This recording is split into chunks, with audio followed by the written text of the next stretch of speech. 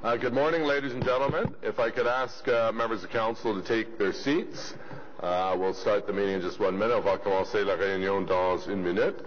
If anyone would like to speak to any item that's on the agenda, if you could please sign up just under the television screen at the door, and we'd be pleased to hear your presentation on items that are on the agenda. So we'll start in 1 minute.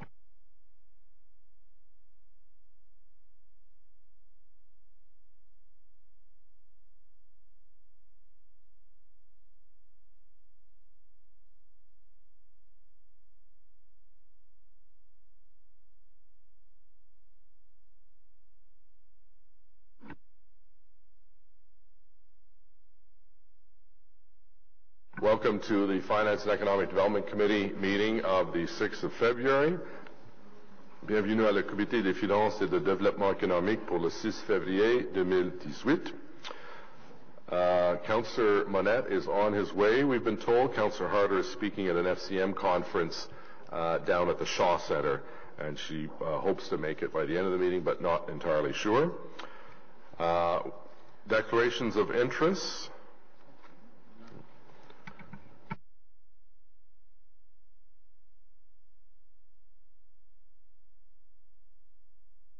Here comes Councillor Moffat. Councillor Moffat, you have a motion on Twin Elm Rugby Park.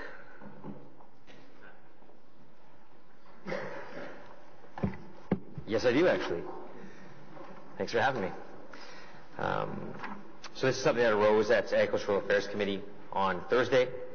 It just involves the capital facilities agreement that the city has with the Twin Elm Rugby Park, and it's to extend that agreement. I'll just read the motion. So, be it resolved at the recommendation of the Agricultural Affairs Committee, this item be added to the agenda of the meeting, Finance and Economic Development Committee on February 6th, as the solar panels addressed in the motion would be required to be in place on or before March 31st, 2018 for the applicant in respect to the solar panels to qualify for the grant. So I don't know, do we waive the rules to add the motion? On waiving of the rules, carried. So whereas the former city of Nepean, having obtained the approval of the Ottawa Transition Board, approved a municipal capital facilities agreement and associated bylaw in respect of the Twin Elm Rugby Park at 4075 Twin Elm Road on June 15th, 2000 for the provision of the municipal recreational facilities, and whereas the municipal capital facilities regulation 60306 requires that the municipality own or agree to purchase the recreation facilities as part of the approval of the municipal capital facilities agreements, and the City of Ottawa is to acquire the Twin Elm Rugby Park on December 31st, 2025. And whereas the owner of the Twin Elm Rugby Park wishes to enter into a 20-year agreement with the Ottawa Renewable Energy Cooperative for the installation of solar panels upon the building located at the park, and whereas staff support the installation and placement of the solar panels during the period that the park remains in private ownership, therefore be it resolved that Agricultural Affairs Committee recommends that Finance and Economic Development Committee recommend the Council approve an amendment to the agreement of purchase and sale such that the date of closing of the municipal capital facilities term be modified from December 31st, 2025 to December 31st, 2039. Delegate to the General Manager, Recreation, Cultural and Facilities Services, and the Director of Corporate Real Estate Office, the authority to finalize and approve the terms of any required amending agreements in consultation with the City Treasurer's Office, and authorize the City Clerk and Solicitor to forward any required amending bylaws to Council. Okay, and staff are in support of this, I believe. I think Mr. Chenier is in agreement. On the motion, carried. Great, thank you, Councillor Moffat. So declaration of interest, déclaration de conflit d'intérêt, confirmation of minutes, adoption de procès verbaux pour le 5 décembre 2017 for the 5th of December 2017, carried. Motion by Councillor El-Shantiri to waive the rules to add the presentation on LRT. Councillor El-Shantiri. Thank you, Your Worship. Therefore, be it resolved that Finance Economic Development Committee waive Section 83, subsection 4, a procedure by law to receive a presentation from staff with respect to the light rail transit stage 1, and dispense with requirement of staff to provide a separate written report on this presentation. On the motion, carried. So since we have a presentation, we'll come back to LRT and we'll go through the consent agenda. The next item is Office of City Clerk and Solicitor, attendance at FCM, AMO, and other associations that we're members of. Carried. Next item is item 3, appointment to the Bank Street BIA, nomination au Conseil de gestion de la zone d'amélioration commerciale de la rue Bank. Carried. Appointment to the Canada Central Business Improvement Area, nomination au Conseil de gestion de la zone d'amélioration commerciale du Centre Canada. Carried. Item 5 is appointment to the Wellington West Business Improvement Area, nomination au Conseil de gestion de la zone d'amélioration commerciale de Wellington West. Carried. Item 6, status, update, Finance and Economic Development Committee inquiries for the period ending the 26th of January. Received. Corporate Services Department, Direction Générale des Services, delegation of authority, acquisition and sale of land and property. Received. Item number 8, surplus land declaration, 5964 Frank Kenny Road. There's a technical amendment that I have from Councillor Blais. Yes, Mr. Mayor, simply to change the word Osgood to, the word Nepean to the word Osgood in the therefore be resolved. So on the motion, carried. On the motion as amended, carried. Planning, Infrastructure and Economic Development Department, Public Transit Infrastructure Fund, approved project. Oh, okay. Sorry, we have a public delegation, I've been told, for Frank Kenny Road. So we'll come back to that as the first item since it's public, so we'll get back to that. So the Public Transit Infrastructure Fund, this is the federal fund.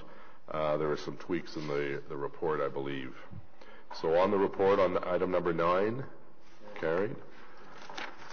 Britannia Village, Ottawa River flood protection, setting of the special service charge. There's a presenter, so we'll come back to that. Additional infrastructure funding for the renewal of tax-supported assets. I think, does Councillor Moffat have another motion? Yes, Councillor Hubley. Thank you, Mr. Mayor.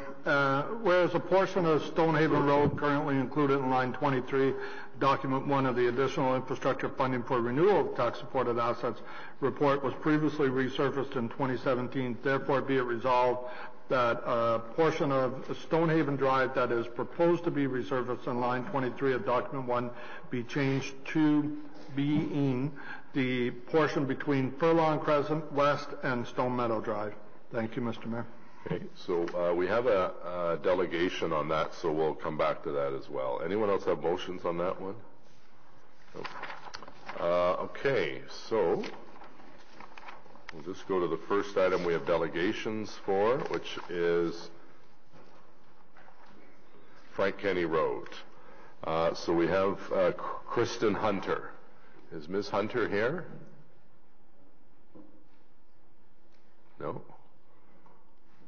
Okay, so on the report, carried.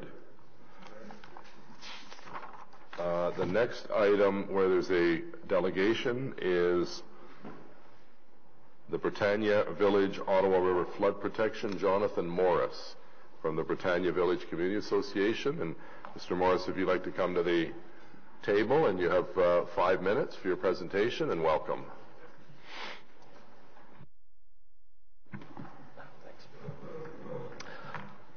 Thank you. So my name is Jonathan Morris. I'm president of the Britannia Village Community Association. So that's the community that's affected by the floodplain levy. I'm here to request that the motion be deferred to the next meeting. The reason being that we only just found out about this meeting and about the report that recommends the levy.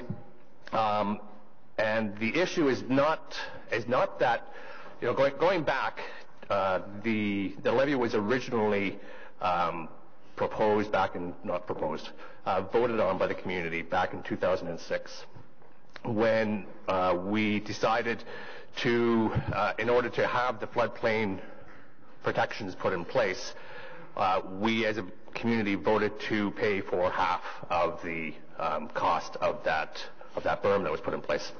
At the time, that was $400,000. We agreed to pay for half, roughly $195,000.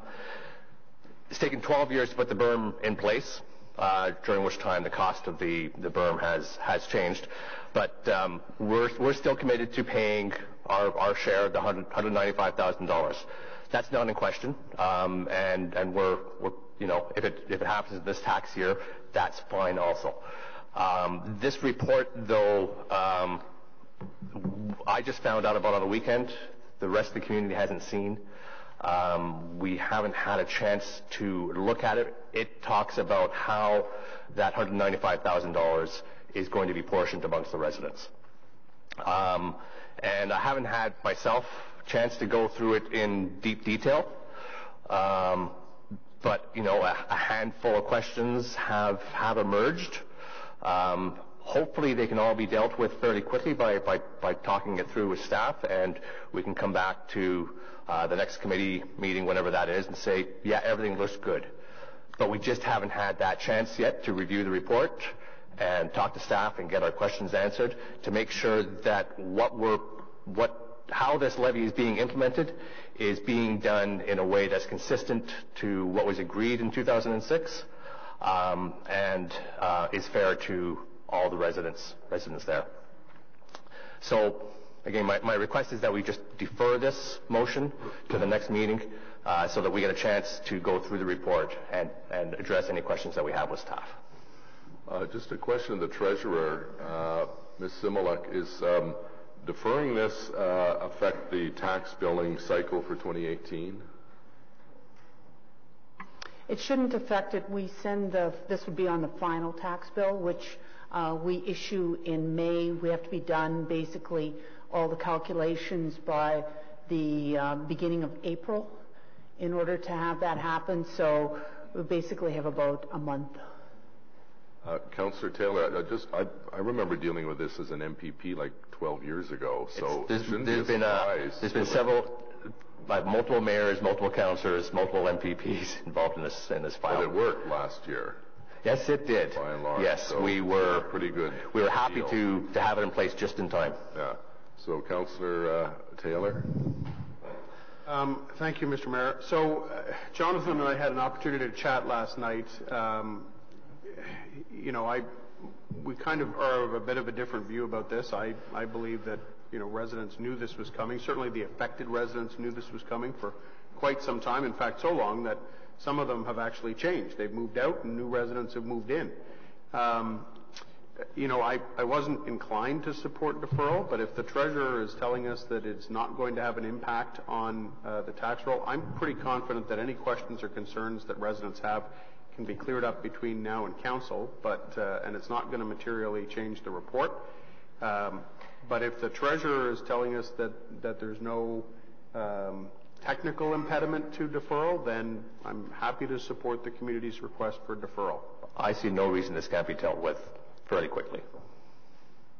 Mr. Shantiri? I was going to say, Mr. Mayor, since the area council suggesting there's plenty of time between now and the next council meeting, and that will give him enough time to deal with this issue. And next council, I think, will give the council enough time to meet with yourself and other members of the community. We don't have to defer this and delay it more. So I would support my colleague to, between now and the next council meeting, should give plenty of time, Mr. Mayor. Just so I'm clear, this is basically $195,000 over 10 years, and you have a concern with the allocation. Wouldn't it be based on the value of the house? Yes, it's based on the value of the house, but in 2006, it was stated that it would be based upon 2006 assessments. This report says it's 2017 assessments. I don't know if that's a big deal or not. The original survey of interest that was put out was to 101 properties.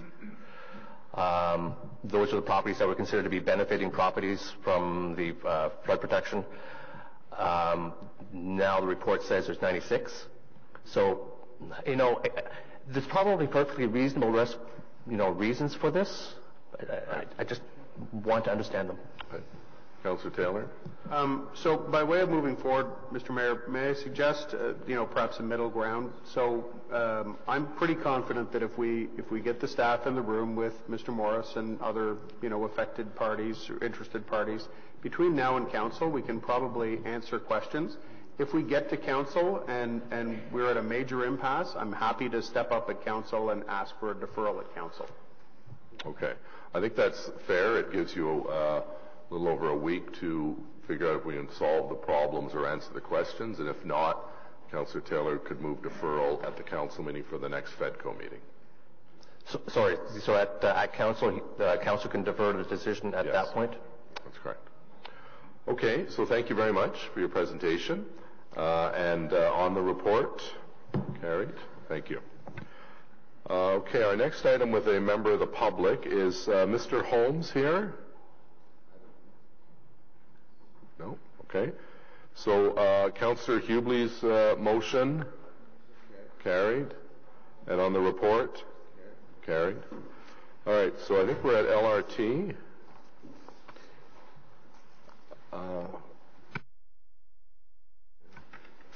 On behalf of my colleagues Stephen Blais, Chair of the Transit Commission, and Keith Eglai, Chair of our Transportation Committee, I want to welcome you to FEDCO today, where we'll receive an update on Stage 1 of our light rail transit system plan. On July 14th, 2011, some time ago now, Ottawa City Council, in an historic vote, decided unanimously to proceed with Stage 1 of LRT, now known as the Confederation Line. C'était une décision vraiment historique, y compris la construction d'un tunnel sur le centre-ville, un débat qui durait depuis plus de 50 années. It's taken about 7 years or 80 months to get this very exciting point, to get to this very exciting point in Ottawa's history. Today, I take great pride in announcing that Ottawa's Confederation Line will open by the end of November 2018. That is when our city's transit customers can plan to start boarding the Confederation Line. D'ici la fin du mois de novembre 2018, nos clients de transport commun pourront monter à bord du nouveau train léger de la station Blair à la station Tunney's. Following my remarks, staff will outline what they have learned with their ongoing discussions with RTG. This includes RTG's commitment to hand over the system to OC Transpo on November 2nd, 2018.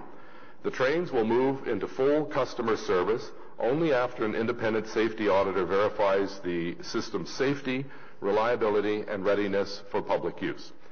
After this point, OC Transpo will oversee the commissioning of the entire system. As we all share in the current and future benefits of this investment, we must be prepared to speak frankly about the challenges that have led us to setting the LRT launch date roughly 6 months later than originally projected. The city's understanding is that the Rideau Street sinkhole proved to be a bigger challenge than RTG originally thought, and Mr. Manconi will be elaborating further on these issues when he provides staff's perspective. The largest and most complex infrastructure investment in our city's history will transform the way Ottawa residents travel within our great city. It is providing thousands of construction jobs, boosting confidence in our city's economy. Ce projet, le plus important programme d'infrastructure de notre histoire, crée des milliers d'emplois et augmente la confiance dans notre économie. It has showcased the willingness of all levels of government to invest in the transformation of our city. Together, the city, the province of Ontario, and the government of Canada are investing over $2.1 billion to build the first stage of LRT. That's 12.5 kilometers of environmentally friendly rail from Blair Road in the east to Tunney's Pastures in the west. And we're not done yet. We're working flat out to procure Stage 2 of LRT, which will create an even more economical and environmental benefit to residents citywide. Nous travaillons déjà très fort pour prolonger les bénéfices de la ligne de la Confédération à un plus grand nombre de résidents de la ville d'Ottawa. Once fully operational, the O-Train system, comprised the Confederation Line running east-west and the Trillium Line running north-south, will span over 59 kilometers of rail and include 41 stations. It will accommodate up to 24,000 people per hour in each direction, more than twice the number of people OC Transpo serves today.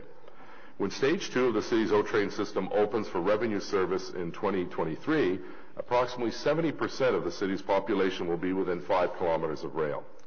Aligning with provincial and federal priorities on the environment, light rail transit will reduce Ottawa's greenhouse gas emissions by at least 200,000 tons and criteria air contaminants by more than 5,000 tons annually by 2048. We'll be stretching to go farther, bringing the benefits of transit to more people across Ottawa than originally anticipated. The Confederation line extensions will build on the core Stage 2 scope, adding in total 28 kilometers of electrified rail to reach Moody in the west and Baseline in the southwest. It will extend through the downtown, reaching all the way to Trim Road in Orleans in the east. LRT will link key employment nodes, our post-secondary institutions, retail, arts, culture, and recreation. Le TLR jouera un rôle de moteur de développement économique de notre région, en plus de mieux protéger notre environnement et la qualité de l'air. Stage 2 will save $7.1 billion in commuting costs for local residents and will generate over 21,000 person-years of employment. Today, you will hear details about the construction and our contractual relationship to protect taxpayers. You'll also be reminded that any cost overruns are at RTG's expense thanks to the fixed-price contract negotiated by the City and approved by Council. For instance, contrary to what some have suggested, the 2018 budget is not affected by this 6-month delay because any additional cost to operate will be borne by RTG, the private sector. Staff will continue to carefully monitor the project schedule to ensure Ottawa residents get a world-class transit system that is safe, convenient, and reliable. Today marks a significant milestone towards realizing our transit vision for Ottawa's future. Il est important pour moi d'assurer que les contribuables sont bien protégés grâce à notre accord avec le groupe RTG, c'est-à-dire le contrat à prix fixe négocié par la Ville et adopté par le Conseil municipal. I'd now like to ask staff to proceed with their update on Stage 1 of Confederation Line. I believe Mr. Manconi will be doing the presentation, and the floor is yours. Thank you. Thank you, Mr. Mayor. Bonjour à tous. Thank you, Monsieur le Président. City staff and RTG are very excited and focused on this transformational project that will change our city forever. And I remind you that on opening day, the Confederation Line will be the busiest LRT in North America. Mr. Mayor, members of committee, there are 3 principles that have been infused in all our discussions with RTG, and you'll see them as I walk through this deck. And they're all equal and important. The first is that we have reminded RTG that they are fully required to meet all the commitments of the $2.1 billion investment. The second is the safety and the reliability of the system is paramount. We will not move 1 inch on that. And lastly, the protection of our taxpayers through our award-winning P3 contract will be front and center. The $2.1 billion light rail transit project runs from Tunney's to Blair. The model that was used when we awarded this contract was called an AFP, an alternate financing procurement model. And what that does, and it's foundational to everything that you're going to hear today, is it includes designing, building, financing, and maintaining the system. It's designed to allocate the construction, geotechnical, tunneling, schedule, and financial risk to RTG. And it includes a 30-year maintenance agreement that we don't talk about, but after the system is in operation, there is a 30-year maintenance agreement that goes over to a firm that's called RTM. The contract stipulates a revenue service availability date, that's RSA, and that is when RTG hands over the completed system to the city so it can decide when to put it into service. Now, the contract required that RTG confirm 6 months in advance of the May 24th prescribed date in the contract that they would achieve the revenue service availability date. And that is a clear notice that they were required to provide to us on November 24th, advising us whether or not they would achieve that date. That notice period allows the city, the 6 months allows us to prepare and deploy the train so it's fully ready and for our public to use reliably. Now, the last point is also important in that the contract does have provisions for the consideration of a revised RSA date with potential financial consequences to RTG. And I just wanted to clarify that because there's some questions as to whether or not this is permitted, and it is. Now, what does revenue service availability look like? The requirements are prescriptive. They're defined in the project agreement, which is the contract, and they're very, very clear, and we are going to stick to all of them. The first one is the things that you can see, feel, and touch. It's the completion of all the fixed components, the stations, the rail lines, the catenary system, which is the overhead wire system that runs electricity to the vehicles, the mechanical systems, the electrical systems. Those are out there. You can see them every single day.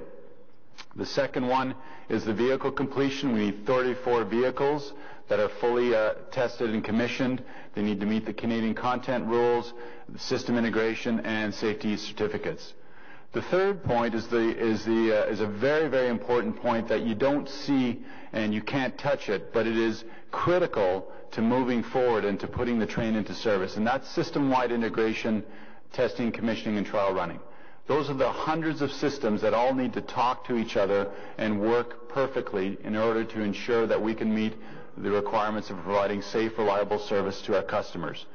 That's everything from the escalators to the elevators to the next train announcement, the control room, the controls on the trains themselves, ensuring that they stop the thousands of times that they do every day at every single location precisely and accurately, the safety alarms, the fire alarms, the ventilation systems, the emergency subsystems, and so forth. Those systems all need to work, and they need to work as one integrated system-wide system. The assurances, the system assurances, this is the requirement confirmed by an independent safety auditor. Safety is paramount, and we've made it very clear to RTG. We will ensure that safety is at the top of everything that we do, and there is an independent safety auditor that is independent of the city and of RTG that comes in and does an actual certification and says that the system is ready to go and is safe. There's the operating requirements, and you can imagine the hundreds and thousands of pages of manuals, emergency response plans. I know some of you have asked about what do we have, emergency evacuation plans, do we have threat vulnerability analysis. Those all need to be done and certified and reviewed and accepted by the city and the safety auditor. And then there's the maintenance readiness. Once the system is launched, there's a 30-year maintenance agreement with RTM, and we are looking at their maintenance regimes, their rehab plans, the maintenance equipment and personnel, ensuring that that's all in place so that we can continue to operate the system. Now, the train moves into full service from Tunney's to Blair once these four things occur. The full testing, commissioning, trial running, and certification are completed and signed off. There's a lot of documentation, thousands of pages of documentation that needs to occur. The independent safety auditor signs off on the safety of the system. Revenue service availability is met. All of the conditions are met. And we, the city, confirm that the system is safe, reliable, and ready for public use. Now, with respect to the RSA date, you will recall at the technical briefing, RTG informed the city that there was a risk that the system would not be ready for May 24th. So they gave us what I described as a conditional RSA notice. And we made it very, very clear to them that that RSA notice has to be clear, it needs to be achievable in their minds, and we can't have any additions or conditions attached to it.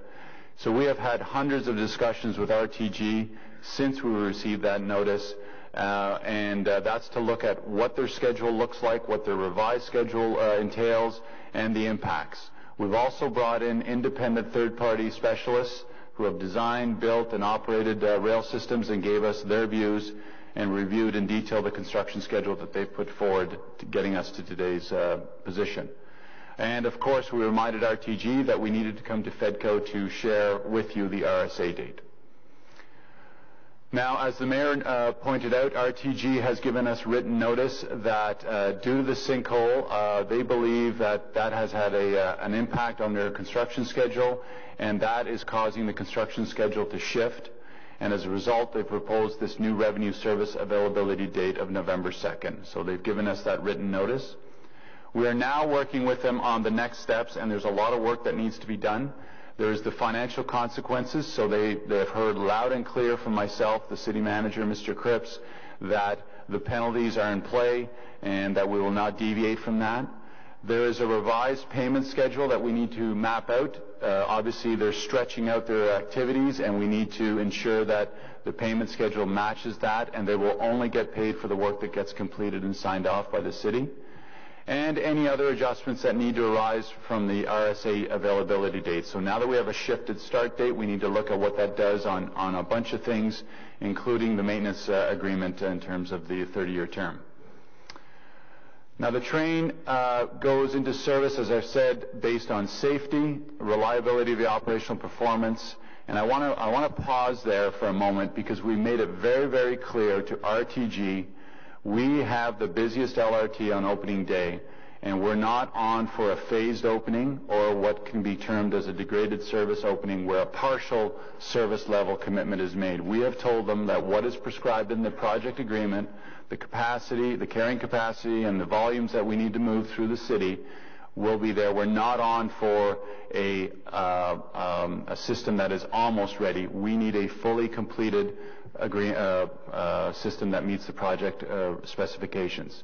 There's also the retirement of the bus and operational and seasonal considerations that we need to factor into when we put the service out to the public. There will be many discussions, and there have been many meetings with our partners, police, fire, paramedics.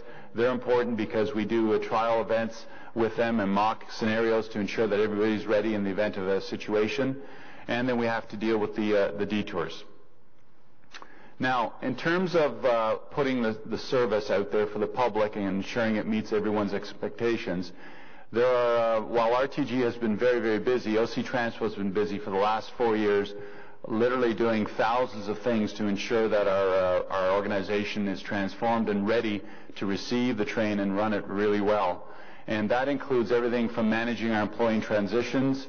We have a layoff that we need to manage, as you know. We need firm dates from RTG. That's why this is important that we have clarity on where we're going. We need to convert the entire organization and the operation to a multimodal system, and you've seen that. We've been doing that systematically and incrementally. We've done hundreds of changes, and our customers have followed us along graciously through the transformation. And it has been hard on our customers, but we know there's a great outcome coming in terms of when the system's in service. There's the many, many route changes that we've done, and we've recently done a bunch of them in the last service change. Save and accept 3 or 4 routes. We seem to be doing very, very well there, and we're going to adjust the ones that have some issues with them. Educating the public. Our Ready for Rail campaign needs to have some hard dates put to it so that we put out the information in a timely manner to your offices, to the public, and to our customers. And there's a wide range of activities behind the scenes that we're undertaking. Now, the protection of the taxpayer is important, and we have an outstanding project agreement. It's an award-winning P3, and it has numerous elements that we will use to ensure that our taxpayers are protected, including the straightforward things such as liquidated damages. That's a clause that if certain things aren't done, we can pursue financial consequences. There's the deferral of the milestone payments. Those are those construction payments, and we will only be paying them for the work that is done. And then there's this third bullet is very, very important. There's a very substantial final payment once RSA is achieved, and it was designed that way to ensure that whoever the proponent is, in this case RTG, is focused on achieving, not only achieving RSA, but achieving all of the requirements of the RSA date, the things that I've outlined in the previous slides. So that's a multi-million-dollar payment that is there, and there's an incentive for RTG to get there and succeed in every element. We will not be issuing monthly maintenance payments to RTG until revenue service is certified. And then we also have control of our payments and cash flow elements because we are the long-term lender, as we've talked about in the past. And then the last bullet's important because some people were asking is that we do have step-in and other rights and remedies in the event of a default, and we are not in that situation, I can assure you of that. So our commitments is Rideau Transit Group will not receive additional financial compensation for a late project completion. To put that bluntly, we will not be rewarding them for being late, and we've made that clear to them. We will only accept delivery of a safe and reliable system, and I will emphasize that reliability over and over again. It needs to pass all of the trial running and all of the system assurances that are built into and prescribed through the project agreement. No transfer of risk back to the city. We used a P3 model for a reason. We wanted the risk to reside with the proponent, and that risk belongs with RTG. They've been paid a premium to have that risk, and it will stay there with them. and all requirements of the project agreement must be met, including quality, reliability, train capacity, station designs, etc. And to make that real for everyone, we have told them, like a new house, when you move in, there may be some touch-up work that we're prepared to accept, but we're not going to have major work being undertaken while the system is launched into service for our customers. So they need to complete all of the work. So the city has every expectation, barring any unforeseen event or an act of God or something like that, that the Rideau Transit Group will achieve the November 2nd date. This is their date, and they need to be focused on ensuring they put the resources, the capacity, and the oversight to making the November 2nd date. We will be in a position to put the trains into service during the month of November sometime, on the condition that they achieve full compliance with the contractual requirements. And our construction schedule is going to be carefully monitored by staff, and the completion dates as we approach them, we will look at service date windows. We're going to identify those, adjust them, and communicate them when we can confirm them. So in terms of our commitments, the taxpayer is protected, and the responsibility and risk has resided and will continue to reside with Rideau Transit Group. Rideau Transit Group will face various financial consequences of late delivery.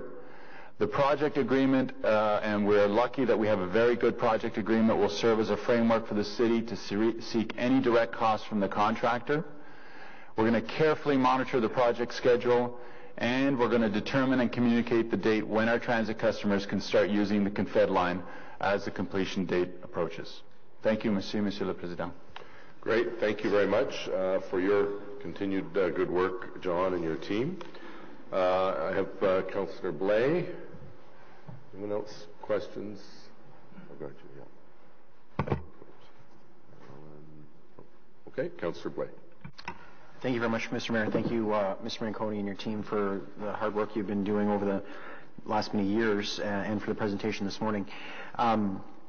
Obviously, for some time, both the proponent and our team have had confidence in the original date, which obviously has slipped.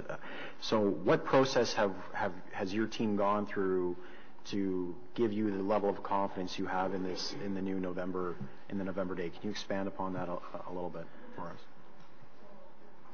Certainly. As part of our discussions with RTG, the city manager, when we had that conditional RSA notice, we wrote back to them and we identified that we wanted to hear what their new date is and to have access to their detailed construction schedules, and that we would be bringing in not only our team but the team that we've had on board for many, many months, which is the independent specialists, to come in and look at their schedule, and they needed to show to us that they could achieve that date, not just with a schedule, but that's the what. We wanted to know the how. So how were they going to achieve that date? And I can tell you from a construction perspective, those are some straightforward things. Those are resources, equipment, materials. Where the complexity resides is on the train control systems and all those systems that talk to each other. And so we did a deep dive with them in workshop format to understand their schedule and to understand how they're going to bring extra capacity and resources to meet that date for November 2nd. And there's various works tools out there that exist in terms of looking at probability analysis and techniques on schedule management and so forth. So they've shared that with us. Excellent. Thank you. With the introduction of LRT, there is what I would call significant fleet retirement that has to happen at the same time. Are those older buses going to be putting the maintenance through the summer and early fall, maintenance of the bus fleet into greater level of jeopardy, and how will that affect the availability of those buses? And then obviously, how do you calculate any residual costs associated with that increased maintenance on older buses so that those costs can be transferred to RTG? We think we're fine there, but that's some of the work that we're doing right now. We're looking at any and all incremental costs. I think on the bus fleet itself, we should be fine. We're scaling back. We're not doing any major refurb on those buses and so forth. And so we will only do the maintenance to ensure that they're safe and reliable. But if there are any incremental costs, we'll certainly look at that. It will be the extension is the summer period, so that's beneficial. If it were winter, I'd be a little bit more worried about the bus fleet. And I don't think it will have, maybe the treasurer can comment, but I don't think it will have a major impact on the residual costs because we don't get a lot of money for the bus fleet once it retires. So it's virtually zero on those buses because we run them into the ground by the time they're done. Sure, yeah, I think that's where I was getting at. If these buses are just about to be retired, our need to maintain them over the summer into the fall, more parts, more time, et cetera, our cost to do that might go up. And so we're going to be able to calculate the difference in what we thought a typical bus gets versus these older buses might get and transfer that. Already mobilized the team looking at that, absolutely. One of the challenges that we face during construction has been the real impact to people in terms of transit detours and traffic detours and how it's linked to the other infrastructure projects we have on the go. So I guess my question is, does this new date impact other infrastructure projects that are currently ongoing or plan to have started and timed for LRT completion in 2018? And how does that affect our traffic detours and patterns for residents over this coming year? So now that we're an integrated transportation department, I have all the levers in one spot. So Mr. Landry is looking at all that, and his task is to work with Mr. Gonchier to make sure that we're not impacting or causing two things: more disruption than we need, or compromising delivery of any of those projects, other projects throughout the city. Okay. And just one final question, Mr. Mayor. Do you envision that this could in any way impact the start of Stage 2? Construction of Stage 2, no. Okay. Thank you very much, Mr. Mayor. Right. Thank you. Councillor Deans, please. Thank you, Mr. Mayor, and thank you, Mr. Manconi, for the presentation. I just want to understand the financial consequences a little more. I do remember early on in this process being told that they really would not be late because the financial impacts were significant. So maybe Mr. O'Connor, if you could just remind us what penalties are in that contract and what triggers them. And I was interested in what Mr. Manconi said about the blame, sort of 6 months of blame all going to the sinkhole, and if we expect to be in litigation over that in the end. I just want to understand more of the financial impacts. Yes, Mr. Mayor, with regards to liquidated damages, should RTG not make the RSA date, it will be $1 million in liquidated damages. That's the only consequence? Because I just seem to remember early on that we were told there were a lot of financial penalties. It is the only, and penalty is probably the wrong word, liquidated damages in the contract.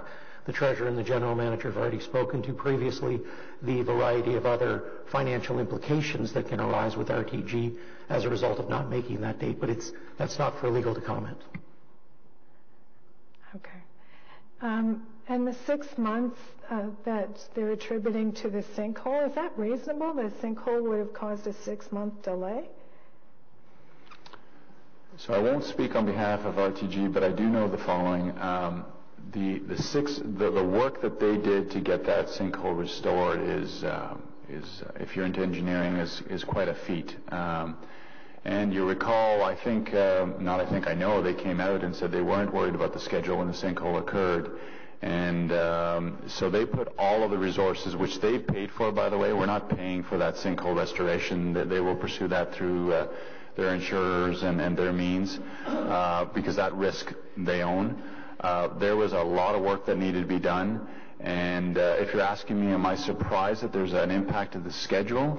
No, I'm not surprised at all, because the scope and the scale of that sinkhole and the effects on them as an entire organization, where they put a lot of focus and energy to restoring the safety of that area and to be able to come back and retunnel the area and so forth, was massive undertaking. I think what they were doing was, trying to get to where they needed to get to, and they've now realized they can't make it, and they need more time, and the schedule needs to shift.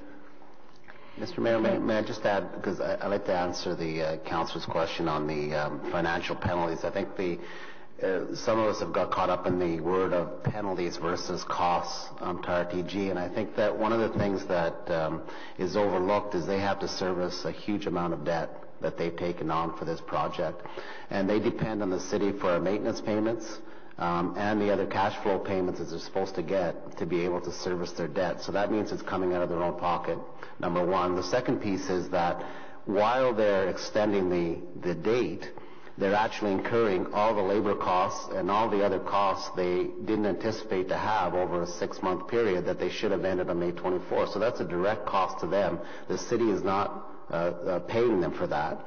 And their cash flow is completely disrupted because they need the cash flow to pay all the requirements they have with their contractors and all their commercial agreements they have. And now we're renegotiating or rediscussing the cash flow payments to basically reflect the work that they've done versus these payments that were set in the contract that ended in a big balloon payment on May 24th.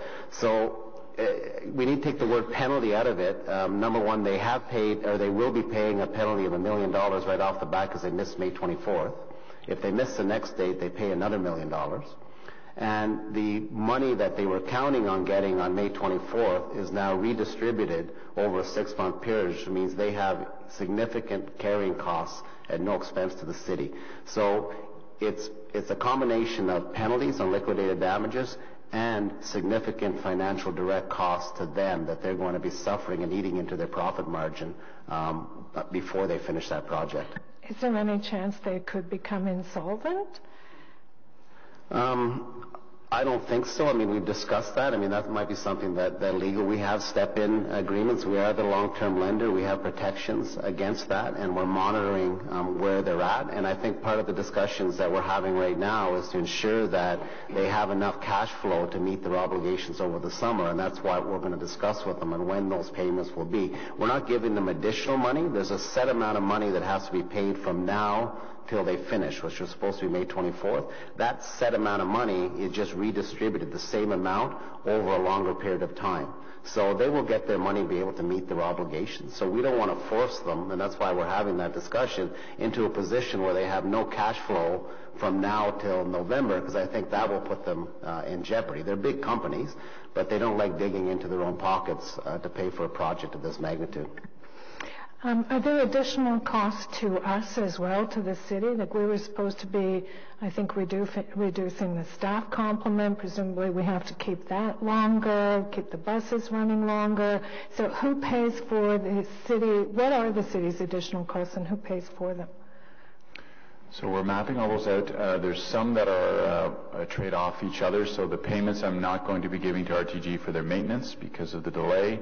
That will cover our carrying costs for the bus service to continue, and that's staff, the vehicles, and so forth. There are other costs of things such as the detours, keeping the rail office going. We have double costs because we have operators that are being trained on the rail system and still running buses. So we've explained that all to RTG because they have double carrying costs also. They're in the same boat. So those are all those incremental costs that we're going to be mapping out, and we're going to use the project agreement to leverage the costs back to RTG on that. We made it very clear that they need to cover those costs because, as you can appreciate, they're signaling to us that they have costs also, and we've shared with them that we have those costs. Right. So their new date is November 2nd, and our revenue service date is November 30th. Is that right? Yeah. No, our revenue, when we launch the train for public use, we still don't have a fixed date on that. We're going to monitor the schedule. It'll be sometime in the month of November. Okay. So originally, they were supposed to hand over May 24th, and we were supposed to launch the service July 1st. So that's, 5 weeks. Now it sounds like you've condensed that to about 3.5 weeks. Is that enough time? The July 1st date in the budget was a conservative estimate that myself and the treasurer put in when we were doing the budget last year. We gave ourselves a bit of a buffer.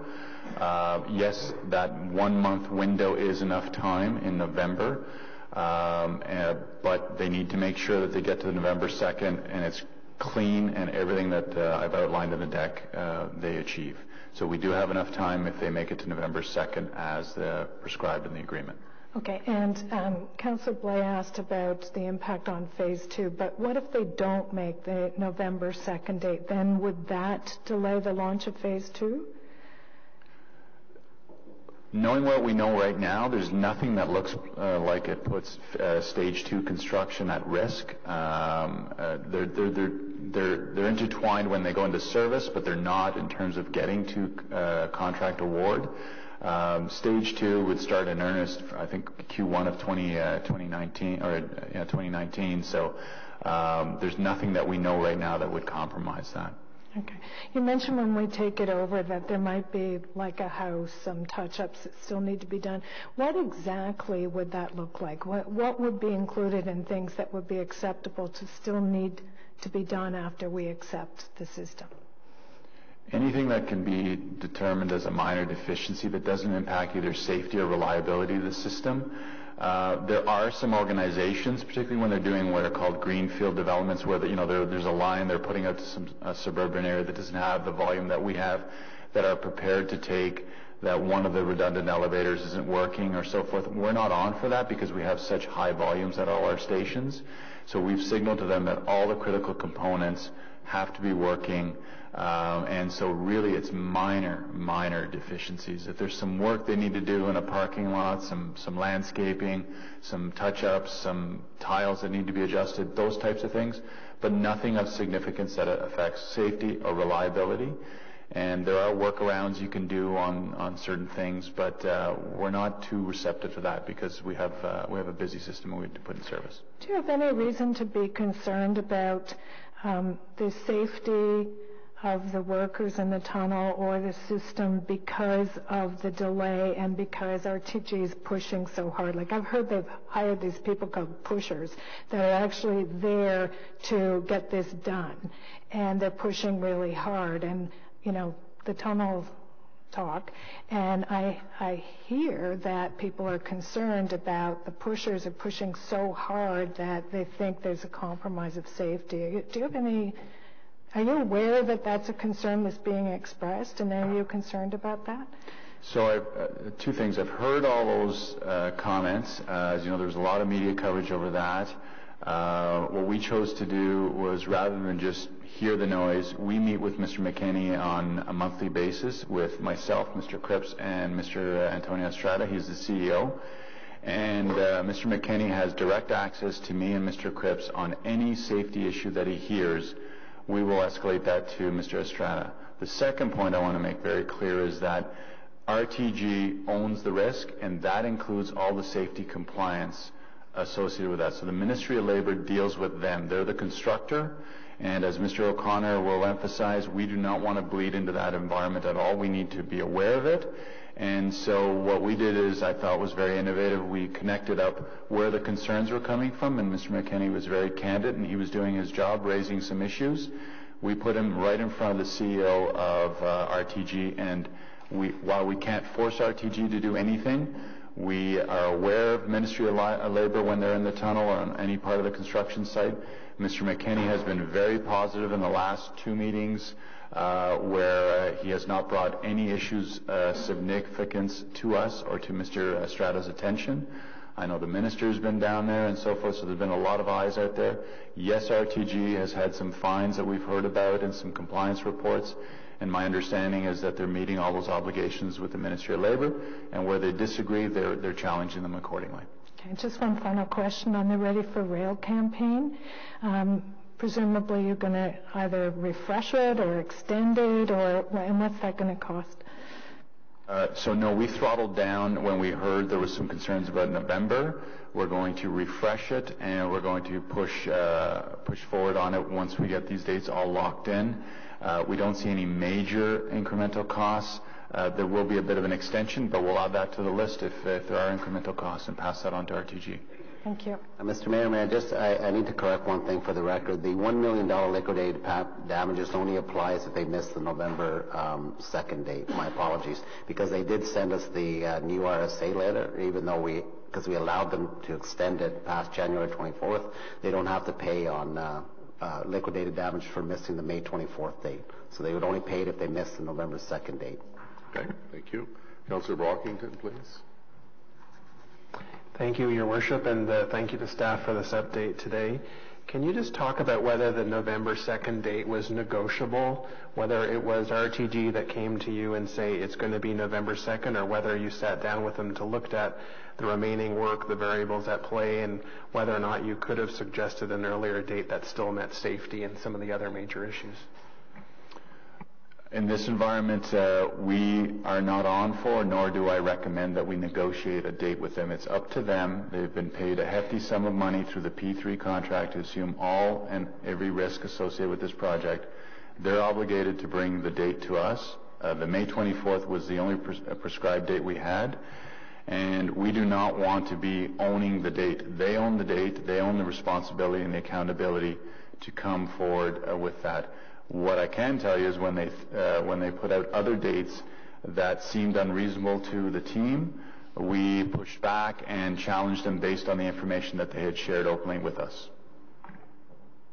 And just to clarify, this project was on time and on schedule up until the sinkhole happened. Is that correct? It was the sinkhole that threw this all off the rails?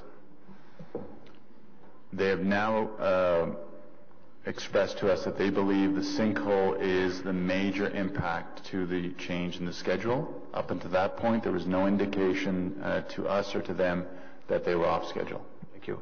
Some of my colleagues had talked about costs that we were not expecting to incur after, let's say, July 1st, some revenues that we're expecting with the LRT opening on time. We talked about this during OC Transpo's budget hearing. We were expecting, Mr. Manconi, you talked about a net increase in ridership, that there would be a ridership bump when the LRT opens. So there were revenues that we were expecting to incur, let's just say mid-year.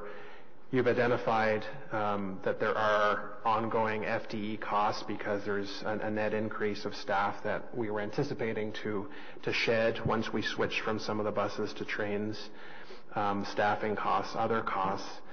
Why aren't those included in the contract? Because you've just said there were some offsetting costs with payments that don't have to be made that offset some of the increased costs. But why weren't they specifically identified in the contract to cover the city's risk, to cover the city's costs should the project not meet its original handover date?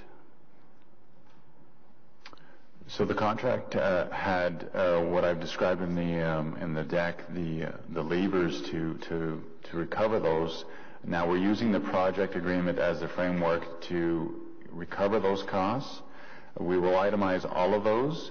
And to answer your question directly, that's not how P3s work. What they basically do is they outline the risks. They put in all of the incentives to ensure that they meet those dates. You can't anticipate anything but why this contract is award-winning is that tunnel risk was there front and center, and they own that tunnel risk. So now they've come forward and said that the tunnel collapse has caused the schedule change, or the sinkhole has caused the schedule change. So now our position has been clear from day one that any incremental costs they're going to have to also cover. So you don't want to be that specific because you can't anticipate all those things, but then you'll just be incurring even additional costs. So the leverage that we have is it appears we have all the tools at our disposal, including our lender role, which is also very powerful. How will the information about the net impact on OC Transpo be publicly communicated? Will be at a future Transit Commission meeting? The Treasurer and I were discussing that. We think we're going to add up all of those elements and we'll bring something forward. We have other things that we need to bring we're not sure, we're working with Mr. O'Connor, which committee. There's the severance costs that we've always said were outside of this whole process. We need to bring that forward to you. So we're mapping all that out and we'll bring that forward.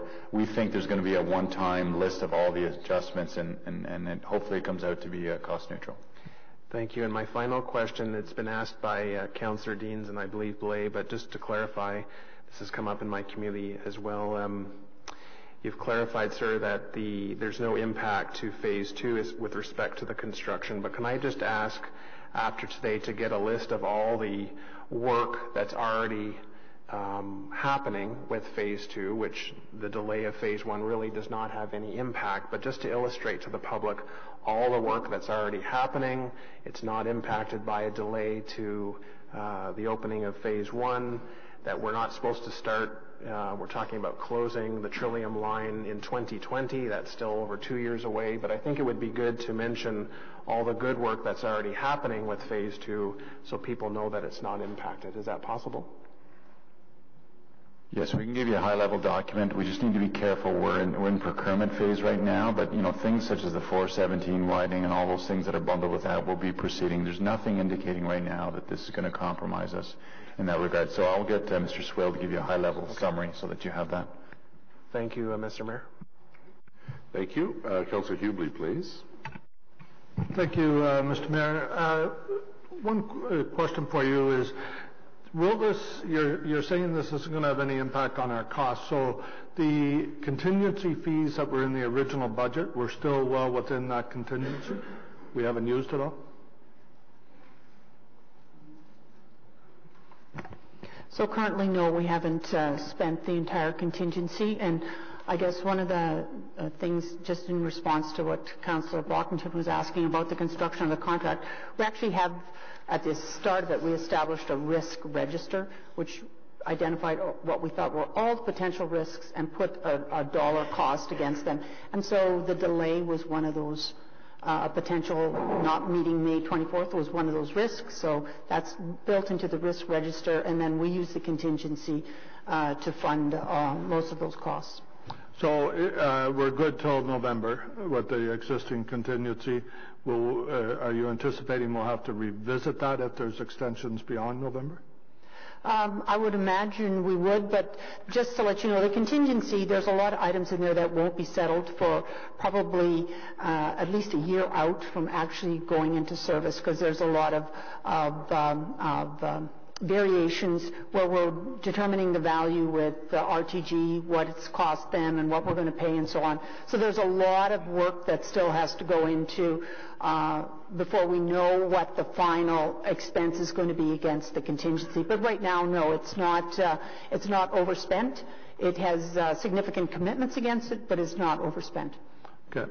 The concern I had when I first started hearing about the delay would be that to avoid penalties or costs or rush to complete, that somehow safety may get sacrificed in this.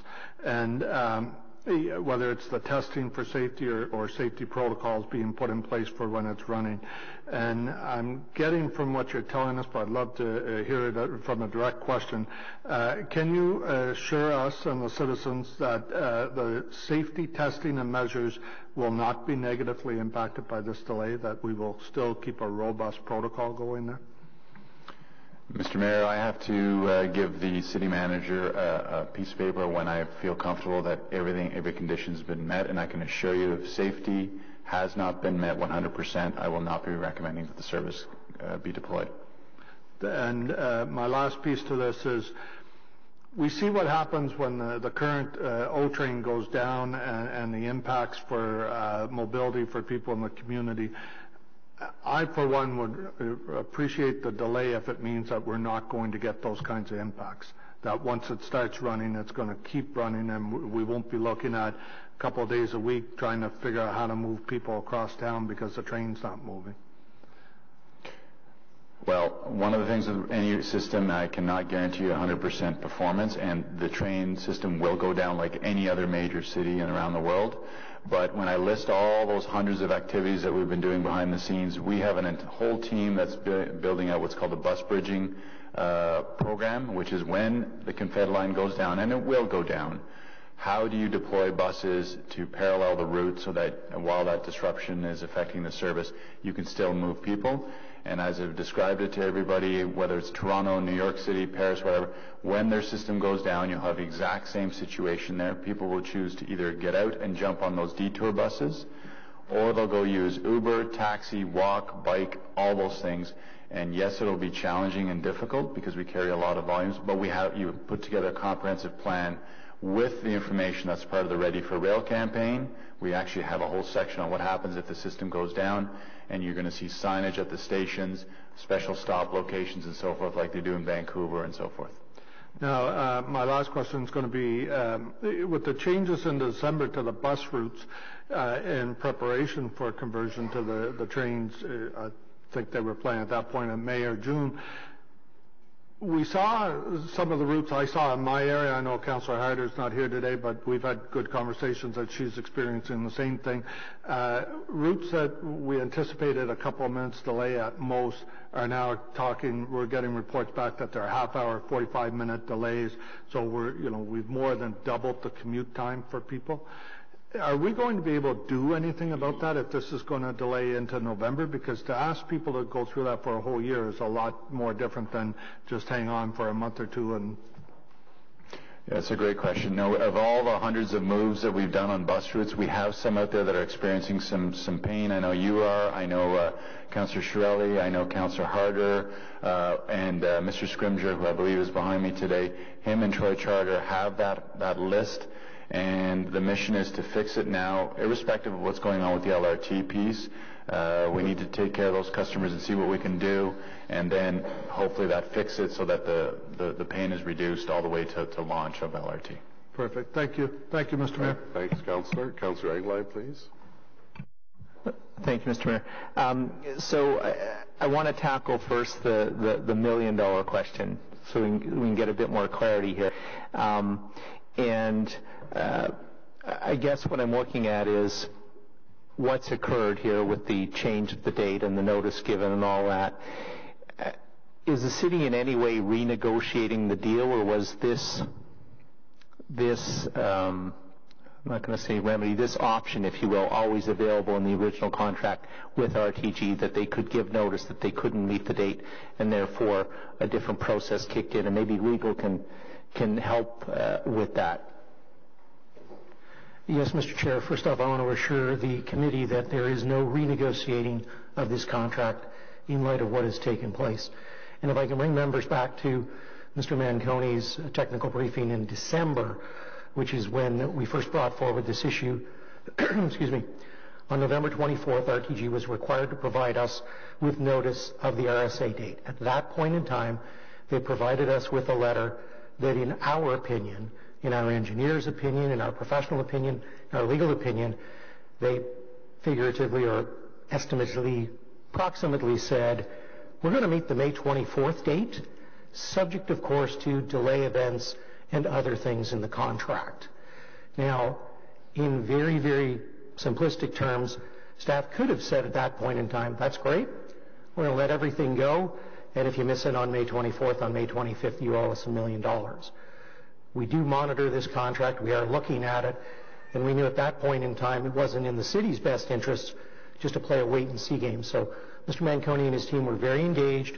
We did not believe, from a legal perspective, that notice to us on November 24th, 22nd, was compliant.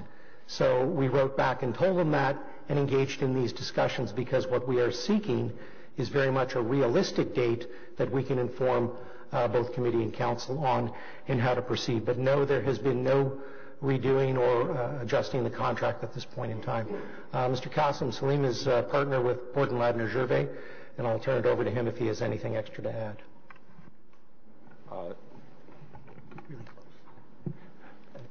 Thanks, Rick. No, I thought that was a good summary of what the state of the contract is, and I think it is certainly fair to say there's no renegotiation of the contract. This was contemplated by the provisions of the contract.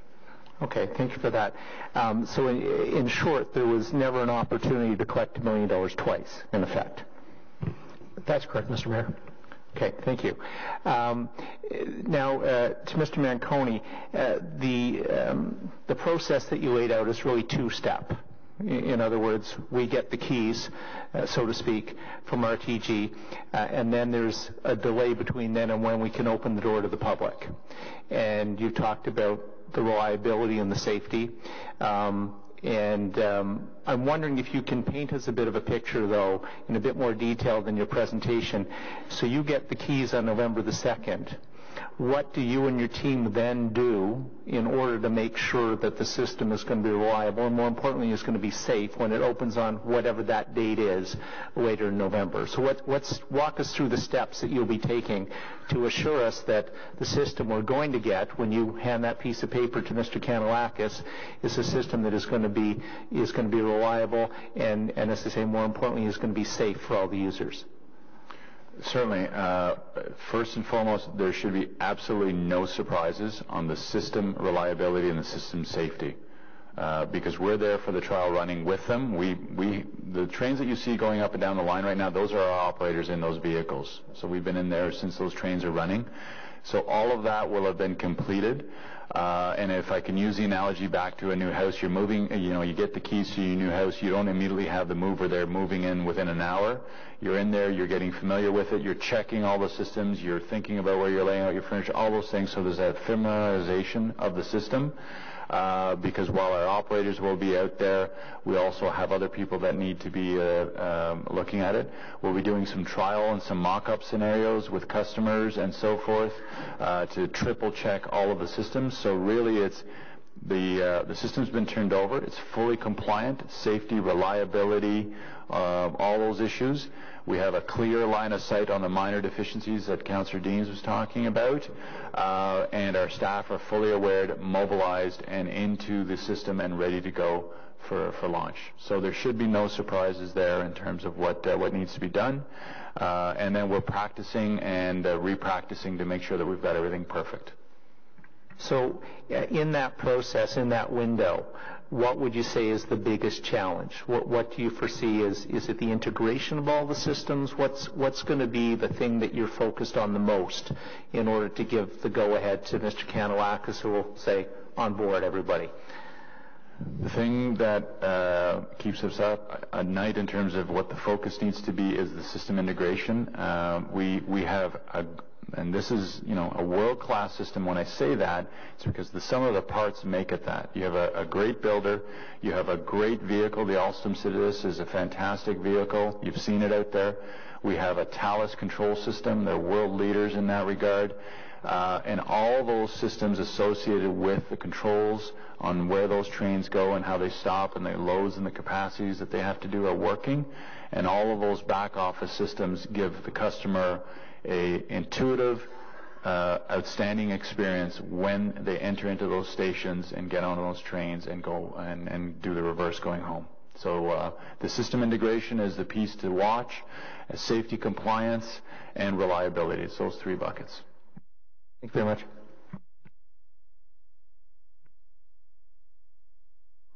Councillor Cloutier, please. Merci, Monsieur le maire, et merci au conseiller Gouin qui a posé plusieurs des questions que je voulais poser. Mr. Manconi, thank you for the presentation.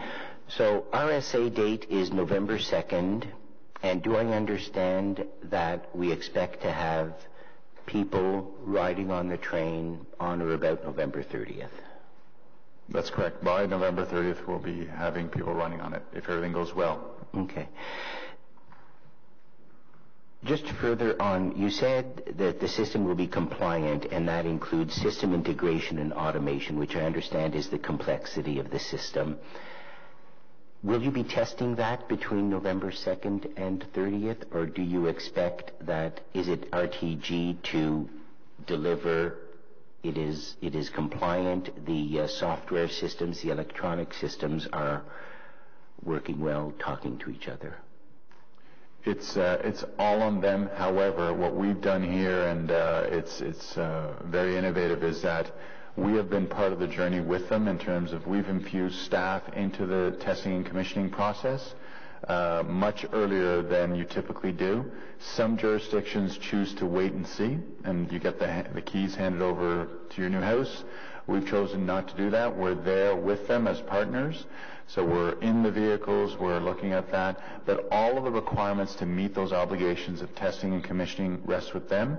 They go through what's called a pre-trial phase, so they're running and debugging, and then they need to meet a certain set of criteria. It's a fixed number of days that they have to run uninterrupted, meeting certain minimum requirements, and it's a pass or fail within that. Once they get through that trial running period, those prescribed days and the prescribed criteria, that means they've passed through all that, and the safety auditor can sign off if he or she is pleased with everything that they see. Êtes-vous en mesure de m'éduquer sur la responsabilité de Transport Canada dans cet environnement de testing? It's a rail system. I think it falls under the jurisdiction of Transport Canada, but they have signed over some responsibilities to our city. What are the responsibilities of Transport Canada within that November testing period? Transport Canada n'a pas des intérêts dans cette date, c'est pas une obligation. Ils nous donnaient la responsabilité, ils ont délégué cette autorité à la ville. On a une responsabilité d'avoir les audits, safety audits, et des rapports à Transport Canada, je pense, les premiers 6 mois et 12 mois de l'opération. Je suis pas correct avec ça, je vais checker ça. Mais ils ne sont pas intéressés en la date quand on commence le service de revenu. Okay. So they're not interested in the date, but they are interested. They do have a safety responsibility. Have they signed off that completely to the city that if we're okay, they're okay? Will they be, my question is, will they arrive on November 16th or something and say, this isn't right?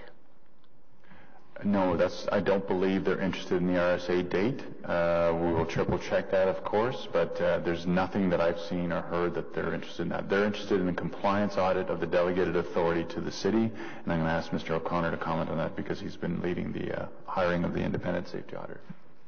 That's correct, Mr. Mayor. As part of the process from a couple of years ago, Council delegated to the hiring panel the authority to interview individuals to take that very important post of the compliance officer. We are currently trying to wrap up that initiative right now, and we're hoping to have within the next few weeks an announcement for Council on it. Thank you, Mr. O'Connor.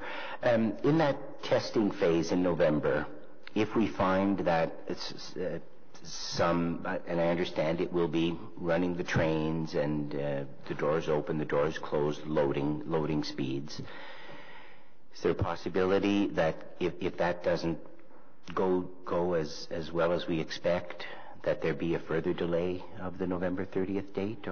And by that time, will have RTG fully complied with their contract and any further costs be on us?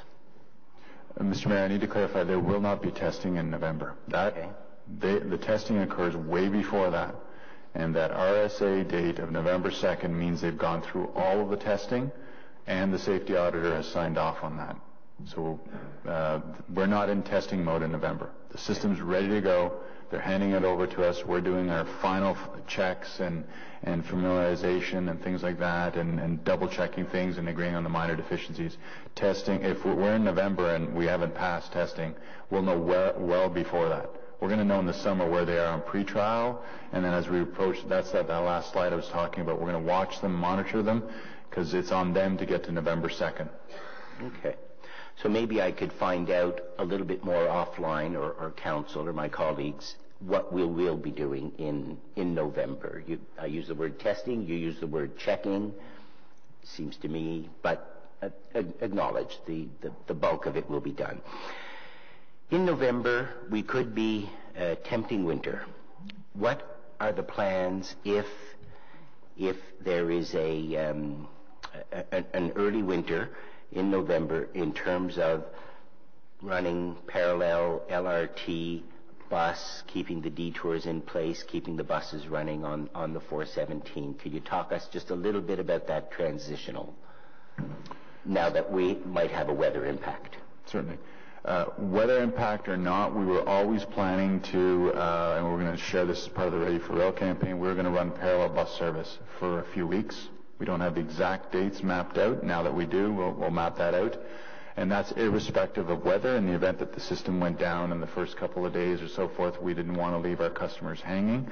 So we will run parallel service for a few weeks.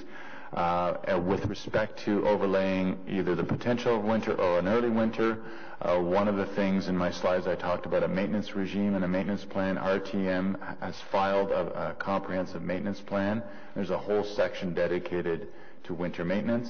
that focuses not just on traditional winter maintenance, but we've shared with them our winter climate data and so forth. So freezing rain events, what are they going to do? We've thrown a bunch of scenarios at them in terms of what we're looking at, and we've also done comparators with other jurisdictions that have winter climates. You may recall Boston went through a very difficult winter a few years ago where they're shutting down systems. A lot of lessons learned from that on their LRT system, which we've incorporated into the plans to RTM. So there's a winter plan that they have to prescribe to, and there's parallel service irrespective of the date that we launch. Just one or two more questions. Given the construction through the summer, and this question is perhaps for Mr. Gontier, will this delay into November impact any of the construction on the 417 or on Queen Street or other streets in the city, given the delay in revenue service availability dates? Any impact on our construction schedules through the summer? Mr. Mayor, as Mr. Manconi already indicated, we work very closely with Transportation Services in terms of coordinating all of our works. So basically, the information that we have right now is being taken into consideration in terms of the works that are planned. Even when we plan to work, those impacts are already being felt, so those are elements that we already build into basically our planning and coordination process. If there's things that do come up, basically we work very closely together to make sure that basically we minimize the impacts to the residents and to the traveling public. Okay. So we'll hear about that as we just got this date. We'll hear about that as we lay down the plans for infrastructure building during the summer. Councillors and the city will hear about that. Yeah, Mr. Mayor, if there are specific cases, we will definitely report that, especially to the board councillors. At this point, we're not anticipating that. Okay. Just further to Councillor Brockington's questions, it is the impact on Stage 2 is very important, and I will be interested to find out exactly what the impacts are. Belfast Yards in my ward Phase 2 construction is already underway, and imagine is not impacted by this date at all. But the domino impacts are important. Thank you, Mr. Manconi, for your presentation. Thank you, Mr. Great. Merci, conseiller. Councillor Chernushenko, please. Yes, thank you. Many of the questions have now been covered by my colleagues. I'll be the fourth or maybe the fifth to ask about Phase 2. Quite specifically, though, I recall that during various briefings over the past year or so, and even at discussions here at committee, there was something to the effect of taking advantage of the expertise that is here in the city with the existing, frequently international companies who've been doing this kind of work for a while, and that we would want to take advantage of that as we move to Phase 2. I cannot recall if that was purely for the design phase or whether there was any kind of a commitment or perhaps just a hope that we would take advantage of them. Can you remind me whether there are any contractual agreements with companies that are the consortium as a whole or companies that are part of the consortium doing the work right now where we are committed to those same companies doing work on Phase 2?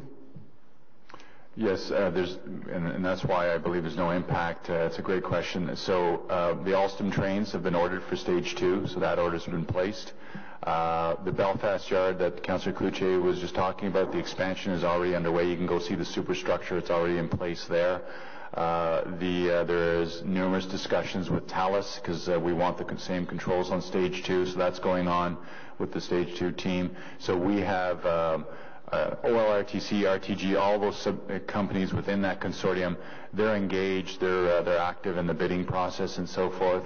And where we went with the direct appointments, we've already done that. So that's why the risk to Stage 2, I don't see anything out in terms of the construction element. The key things that we needed to move on, we've moved on, and that was the vehicles and the expansion to the yard, which has clearly been moved forward. So we've leveraged the expertise, and they're engaged because they like Ottawa, they like the project, and they like the build. Thank you. I'm glad they like Ottawa. I do too. I guess the question is, do we like them? Do we like them enough to continue with them? And that's really where I'm getting at, is if we reach the point where either there is an insolvency, and I know that's remote, but it's always there, or our relationship deteriorates as we try to bring this to a close, are we locked into anything that we might regret? So the short answer is no, but I do want to comment on do we like them? If you look around the world, or just North America, and look at where projects of this complexity are, parking the sinkhole, which is a major event, we are the envy of the industry in terms of how this project has been procured, the consortium that's at the table, the vehicles that you're getting, the controls, the state-of-the-art stations and so forth. We are very engaged with RTG. While there's been some challenges, there always are, they've done a phenomenal job of stepping up to the challenge of that sinkhole. And the product that we get at the end is what everybody's got their focus on, because it will transform this city forever in a very, very positive way, not just from a mobility, but from an environmental, an economic development, intensification, and so forth, everything that the mayor spoke about in his opening comments. There are many projects around the world. Just go to the U.S. and they are behind, and they haven't had a sinkhole. They've had other issues to deal with. I think that's very much the case. I'm glad that we're only now, whatever it might be, 9 months out, 10 months out, when we are facing a possible delay, because I think of many projects just in North America alone where way earlier in the process they were already talking a year or two delays and massive cost overruns. So, of course, fingers crossed, knock on wood, and all that. I think we're in, relatively speaking, a very good place. But I'll come back to the same question then, which is, imagine this consortium goes insolvent because the cost impacts of the delay or some other factor is too great.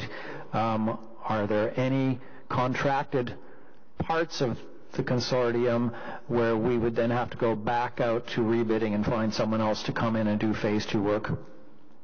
We have no indication and no concerns that they will become insolvent. There's nothing indicating that. Quite the opposite. They're fully engaged. There's people here over on my left that are involved in the stage 2 negotiations. Mr. Gilbert, maybe I'll get him to comment. He's involved in P3s around Canada. Maybe he can just jump in and give his perspective on stage 2. There's no concerns. There's nothing signaling to us that this organization has in any way any problems. Thank you, Mr. Manconi. I think that's correct. To date, the Rideau Transit Partnership has not given us any indication. I think the significant equity dollars that they all have at risk is something that buttresses us from that concern. That's in the many multiple millions of dollars of equity that they have in this project that they will never want to put at risk. In fact, they were looking anxiously toward the equity returns that they will achieve from the 30-year maintenance contract for the entire expanded system once stage 2 is complete. So we've had no such indications, as Mr. Manconi has said. Okay, I hear that and I get that, and I'm glad. I come back to the question I haven't quite had answered yet. So let's put aside entirely insolvency. Are there members of this consortium that are already contracted to be doing work on phase 2, work that has not yet been done? Yes. Okay, and can you describe some key ones? OLRTC is doing the Belfast expansion yard. Everything's tracking well on that. The superstructure is up. They're going to have that enclosed. It'll be ready for the vehicles. Alstom is building the vehicles. Thales is involved in discussions with RTG and with our legal team. And possibly I should know this, the actual construction work then of the lines and future tunneling, below grade work are similarly. Have we contracted this consortium, or is that still to be, those pieces are still to be contracted? I see what you're getting at, Councillor. No, so that's out in market right now. So the vehicles have been purchased. The expansion has been purchased. The Confed line expansion, east and west, is out for market. And this consortium can't bid on that. They've been excluded from that because they have other parts of it, the maintenance agreement and the vehicles and so forth. But that's out in active bidding process right now. There's 3 bidders that are being assessed that have been shortlisted.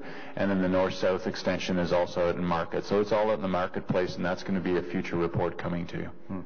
And there are other companies, domestically, internationally, capable of doing this work if, for some reason, they're incapable or we choose to sever a relationship?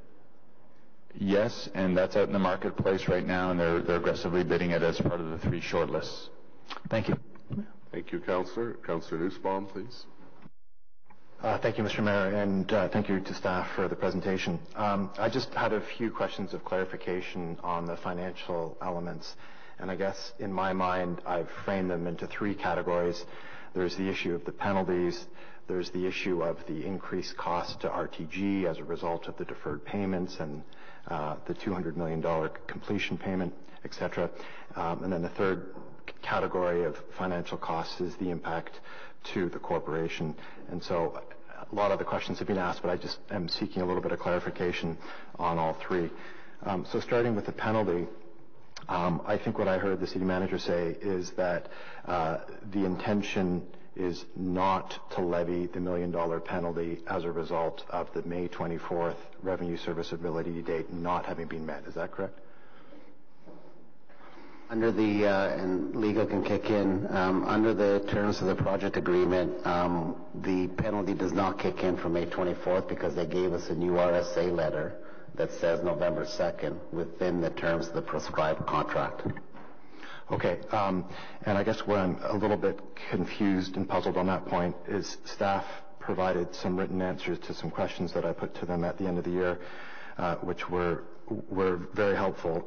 Let me just read a couple of sentences from the staff response. As of January 11th, at no time have staff agreed to revise the revenue service availability date, nor have they agreed to relieve RTG from any of the financial consequences that can flow should RTG fail to meet the RSA date set out in the project agreement, May 24th. Staff have repeatedly advised RTG that the city will be looking to enforce its rights under the project agreement and that RTG will be accountable for any failure to meet its obligation under that agreement. So the way I read that is, as of January 11th, staff were saying they have not agreed to revise the RSA date and they have not agreed to relieve RTG from the penalties, given that they didn't meet that date as set out in the project agreement. Did something change between January 11th and today, whereby staff have now agreed to a new RSA date? Mr. Mayor, the questions that the council is referring to were posed to me, and the response that's being read is my response. So I'd like to provide an opportunity to clarify how it's being interpreted, because the process was on November 24th, as you heard from our legal team, we were to receive a letter 6 months in advance of May 24th confirming the date or not. If they didn't give us a letter made on November 24th, they were required to give us a letter by January 24th with a new date. They gave us a letter May 24th, which was conditional. We didn't accept that letter, and we asked them to give us a letter on January 24th. This memo was written on January 11th. On January 24th, they asked us for an extension because they were still doing a detailed review of their schedule, and they wanted to ensure that they gave us a date that they were comfortable with. They got that extension. We agreed to that extension. The councillor has repeatedly, through his questions, basically been interpreting this to mean that the city is somehow concurring with the date. And I repeatedly have been saying that that is a wrong interpretation. We have not been concurring with any dates. The RSA date is a date that RTG is required to give to the city under the project agreement. They gave us that date. Did we go in and look at their schedule and Mr. Manconi say, did we do due diligence to feel comfortable with what that date is so that we don't receive a date that we believe they're incorrect and we can push back on? Yes, of course we did. We had to do that due diligence to be able to give our council confidence that we believe that they are right, November 2nd is correct. But we have no obligation to concur, agree, support, or anything regarding any date they give us. It's on them. And the P3 agreement was structured that all the risk is on them too. So why would we accept any risk? So we haven't given up any of our rights, anything that is in that agreement, or accepted any risk from RTG because they've given us a new RSA date of November 2nd. Mr. Mayor, you can excuse me for my confusion. If May 24th, 2018 was the revenue service availability date set out in the project agreement, after which the contract was clear that a penalty of $1 million could be applied should that date not be met, and I have a memo in front of me that says staff have not agreed to relieve RTG from any of the financial consequences that can flow should RTG fail to meet the revenue service availability date set out in the project agreement, unquote. You can excuse me for being a little bit confused as to, given that the RSA date we've been informed has now been moved, and given that there is no intention of applying the $1 million penalty as a result of the postponement of the RSA date, I think there's reason to want to understand exactly for what reason, what the rationale was, and there may be a very good one, but what was the rationale for why staff have made the decision, apparently, to not apply the penalty that was available to them under the project agreement, given that the project date, the RSA date in the project agreement had been May 24th and has now been subsequently moved. Mr. Mayor, it's incorrect. Staff have not made the decision not to apply the $1 million. And I'm going to ask our legal team to reference the parts of the PA, the project agreement, that allow RTG to give us a new date under the contract, which then creates the new milestone date of which the penalty would apply if they should miss the new date. So, legal, could you please clarify that the precondition on May 24th is that they give us a new letter with the new date, therefore which changes the penalty. Thanks. That's correct, and the project agreement reference, for those who do wish to review that, is section 26.7. But Can you bring the microphone closer to you, please? Just pull it over. Pull it closer. Apologies. I'll start again. Mr. Kanalakis, I think, has given a very good description of both what's gone on factually and what occurs under the agreement. To the extent it's helpful for anyone, there is a specific section of the project agreement which deals with this. It's section 26.7. But again, I think Mr. Kanalakis has given a very good description of what's gone on. And so maybe a question to the legal staff. So in the project agreement, was there a date of May 24th, 2018 as the revenue service availability date?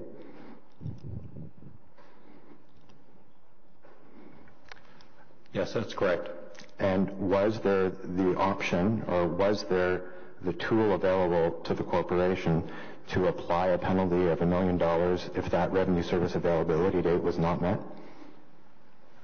Only in the instance where RTG has given you notice that that is the revenue service availability date, and then either fails to meet that date or gives you subsequent notice that a different date will apply, which, based on the description from Mr. Kanalakis, was not the case here.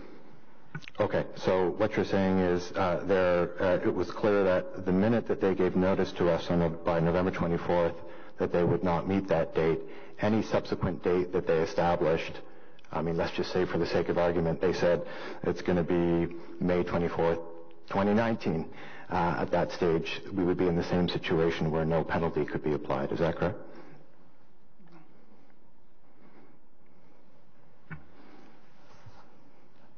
I apologize. I missed the second half of that question, but I'll try to address it nevertheless.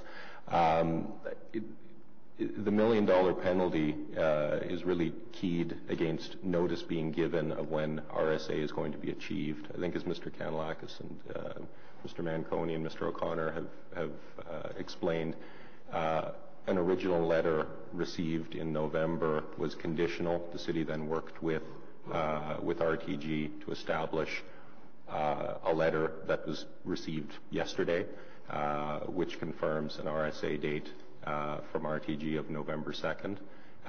If that date is now not met, that's when the $1 million liquidated damage applies. If that date is revised, that's when that $1 million liquidated damage applies.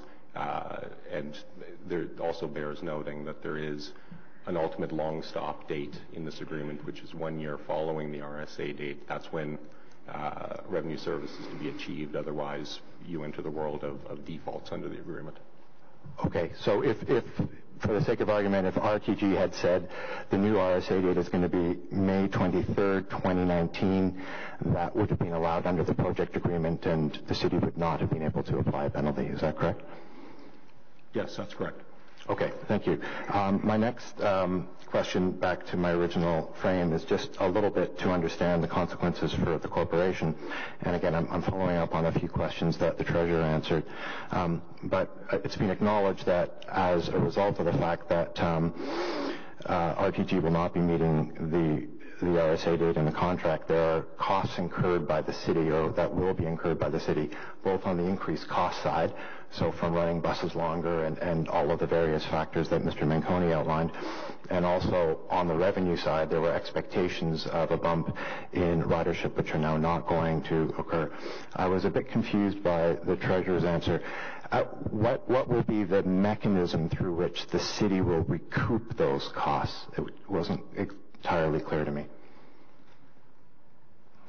We're going to use the project agreement framework to recoup those costs, and we've signaled repeatedly to RTG that any incremental costs will be directed to them, and they need to recoup those, and we're itemizing all those as we speak. But there was a suggestion that that would come out of the project contingency, or is that... No, that's coming out of a separate, so that will be, is that in the project agreement? So if you provide an itemized list of the reduced revenue and the increased cost, you hand it over to them, they say, thank you very much, we'll pay you every penny of this, or what's the process under the contract? So the contract is clear on we control milestone payments and that RSA big payment at the end of the process and so forth. We have told RTG we're itemizing all those things. We're going to sit down and work with them, and we will use every and all tools available at our disposal through the project agreement, including the milestone payment adjustments if we have to, and we're going to have a discussion with them on how we recoup those costs. But the important thing is that we are making every attempt to ensure that we recoup every one of those. And the project agreement sets out the framework. There's multiple things in there that we can leverage: liquidated damages, there's the milestone payments, and then there's the maintenance agreement payments that they're not going to be getting, including profit and so forth. Okay, maybe a question for legal, just so that I understand. In the case where RTG says, well, actually, City of Ottawa, we're not really interested in reimbursing you for your additional costs and your lost revenue, are there specific clauses in the contract that speak to the requirement of RTG to reimburse the city for increased cost and lost revenue due to an extension of the RSA date? I think to be clear, there's no specific clause in the project agreement that would address this perfectly, but there are several indemnity provisions, there are several set-off provisions, and I think this is why Mr. Manconi describes it as the framework of the project agreement will be used as between the parties to discuss the impacts and the direct costs that the city is facing as a result of these delays. And ultimately, all of that leverage and discussion will take place, and the framework of the project agreement will lead the parties to a result that ultimately, I think, as Mr. Manconi is indicating, the city will have to be 100% comfortable that it has, on balance, achieved the right result with those costs.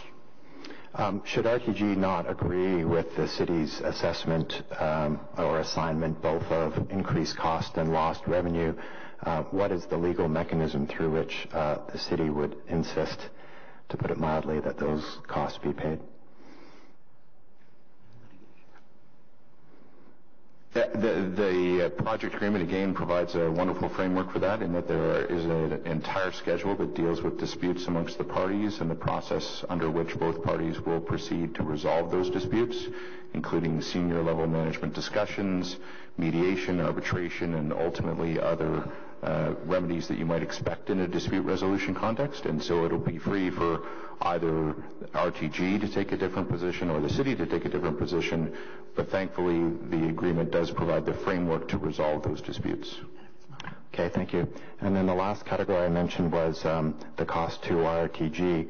As a result of the extension of the revenue serviceability date, will the city be providing cash payments between the May 24th date and the November 3rd date? Yes, we will.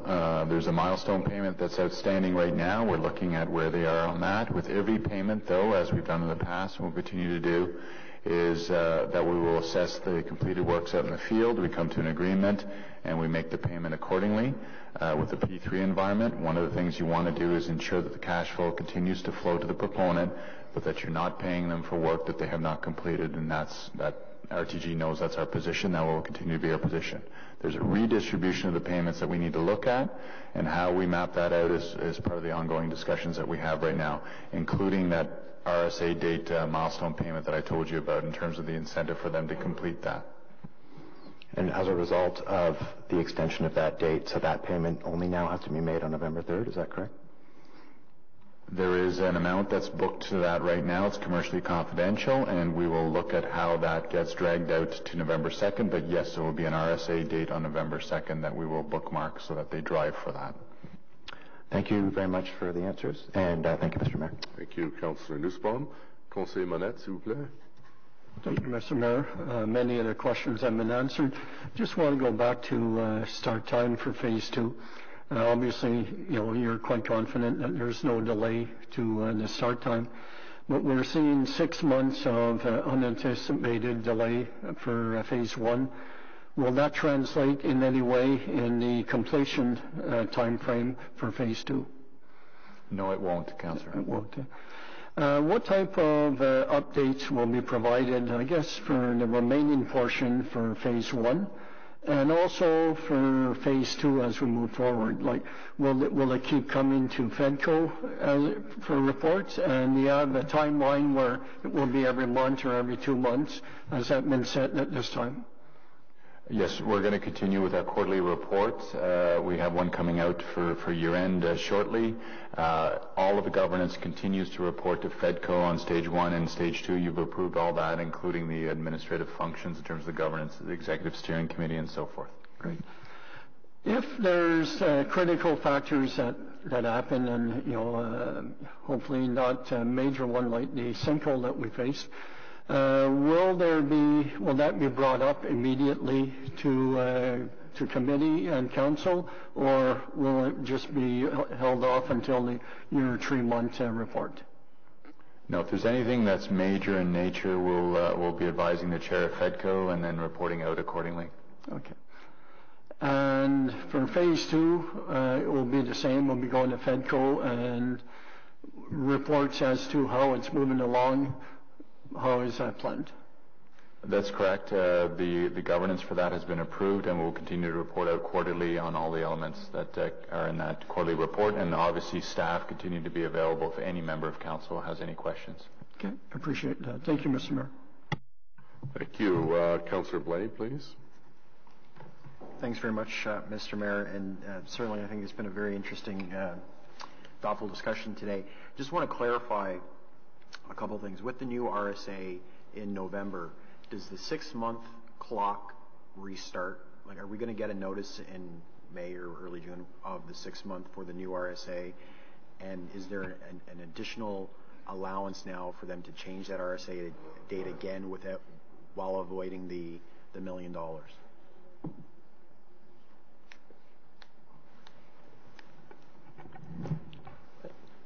No, there isn't provision for a further notice to confirm the November 2nd date.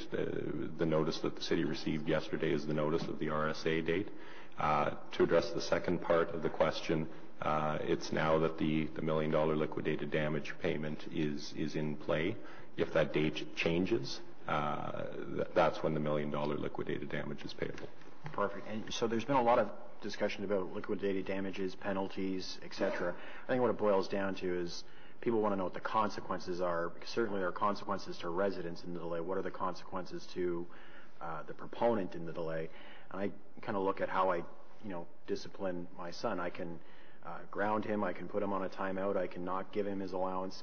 I rarely ask him to give his allowance back to me. And so I guess, to steal a line from Denzel Washington, explain it to me like a 4-year-old.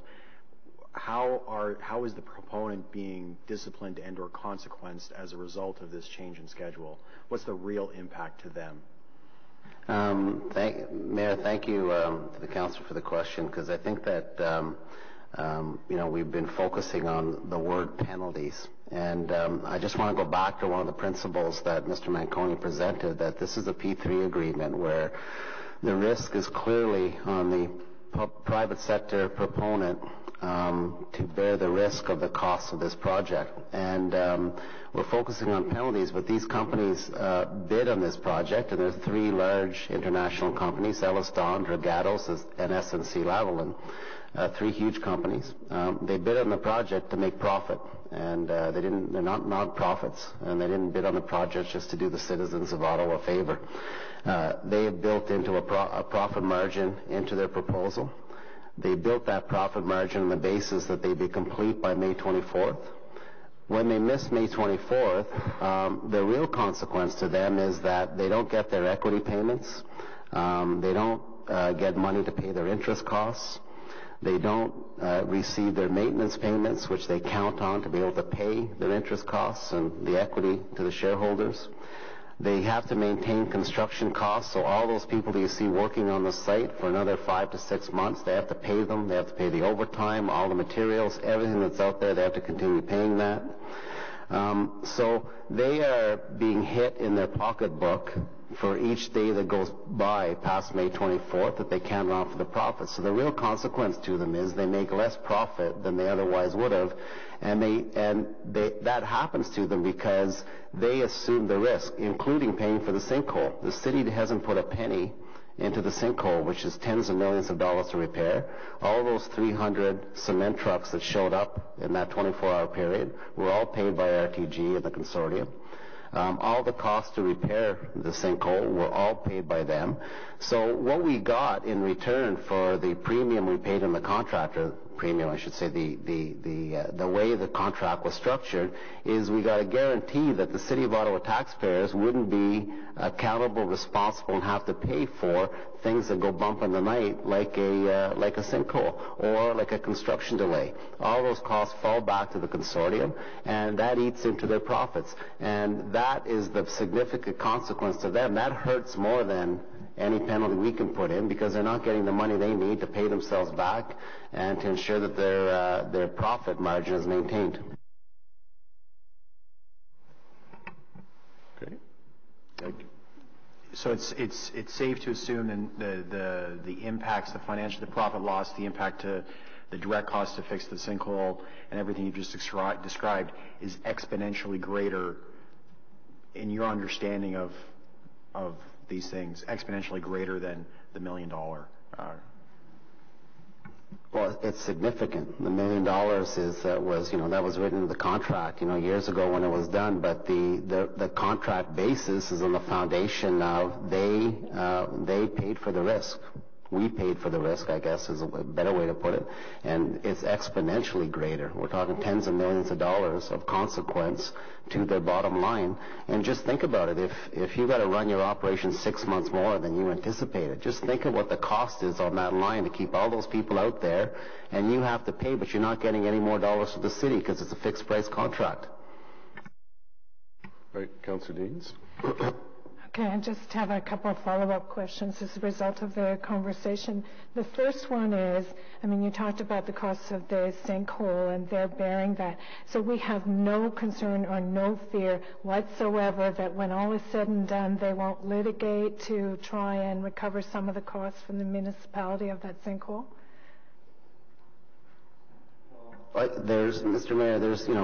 There's dispute mechanisms in the contract that have been anticipated in case they dispute it. They are making an insurance claim for the sinkhole, and I would imagine that that discussion with their insurance agent and their insurance company will determine whether they wish to seek any damages from the city. But the two reports that we both have conducted, independent reports that we conducted, show that it wasn't the fault of the city that the sinkhole happened. So we think they have a very weak case to be able to put this back on the city when they happen to be tunneling in the exact spot where the sinkhole happened. So is there a possibility, what we had talked about when we were discussing this in our own internal team, is that does the contract prevent someone from filing a claim or starting litigation against the city? Absolutely not. We can't account for that, but we believe we're well protected in terms of the various things that we're exposed to. Okay, but there is a possibility if their costs continue to escalate, they're not getting more money, that they may decide to litigate. Anybody has that option, as do we, litigate against them. Okay, and I just wanted to just follow up a little bit more on what happened to change the date.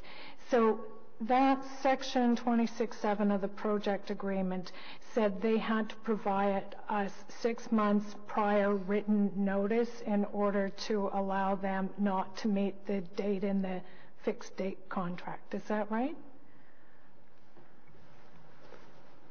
They had to provide 180 days prior notice whether or not they would meet the May 24th date. So they always had the option of saying that they would not meet the May 24th date. So it wasn't really a fixed date contract because they could alter it by providing 180 days prior written notice. Yes, of another date, yes. Okay, and they didn't meet that test, right? The 180 days, they didn't actually provide us written notice till what, the end of January, beginning of February? He provided us, Mr. Mayor, a notice, but it basically was conditional. It basically said there could be delays. And their contract, our lawyers interpreted the contract to mean they have to give us a specific date that's clear and unconditional and untethered from anything else. Okay, but the written notice they gave us in November, on November 24th, said conditionally they would meet the May 24th date. They said May 24th, conditional to delays, event claims, etc. So our lawyer said that's not good enough. We said give us a letter with a specific date, which they were required to do by January 24th. Leading up to January 24th, they asked us for more time to be able to prepare the letter. I agreed to that, and then they gave us the letter yesterday. Okay, so they didn't actually meet that test. So we could have, if we chose as municipality, triggered the $1 million payment. No, Mr. Mayor, that's incorrect because they have the option in the contract to give us a new revised date on the letter. Once they give us a new revised date. Right, but they didn't give us the letter in time, so we gave them some grace. They would only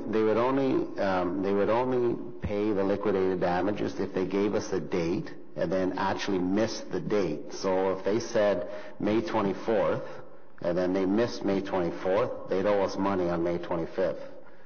So it doesn't get triggered by the fact that they gave us or didn't give us a letter. But the project agreement said, in section 26.7 of the project agreement, said they had to give us 180 days previous written notice of the date, and they didn't give us that. What the project agreement says is 180 days in advance they have to give notice of whether or not they're going to achieve May 24th, 2018.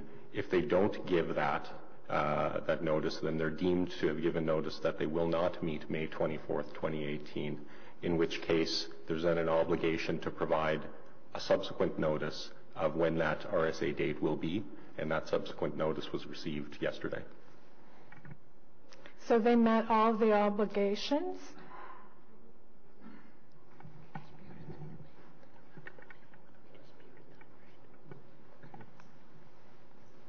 On the issue of notice, yes. The city didn't accept what was given to them on May 24th.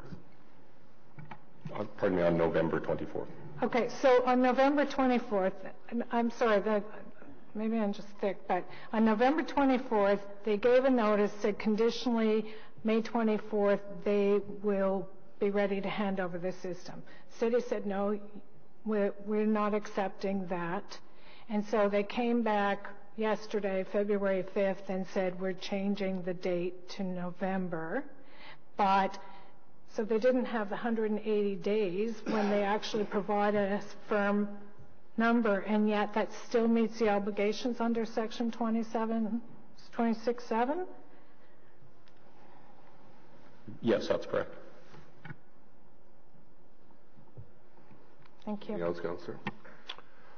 Okay, thank you very much. It was a very thorough presentation, and I think the bottom line that I got out of this presentation is that staff very much understand their responsibility to ensure that the city and the taxpayers remain whole, that they believe that we have a realistic date of handing over the system to the city on November 2nd with passenger boarding by the end of November, and that RTG takes on complete and full responsibility for any cost overruns as set out in the agreement. So thank you, Mr. Manconi and Mr. Kanalakis and Ms. Similek and Mr. Cripps and our staff from legal for their thorough presentation.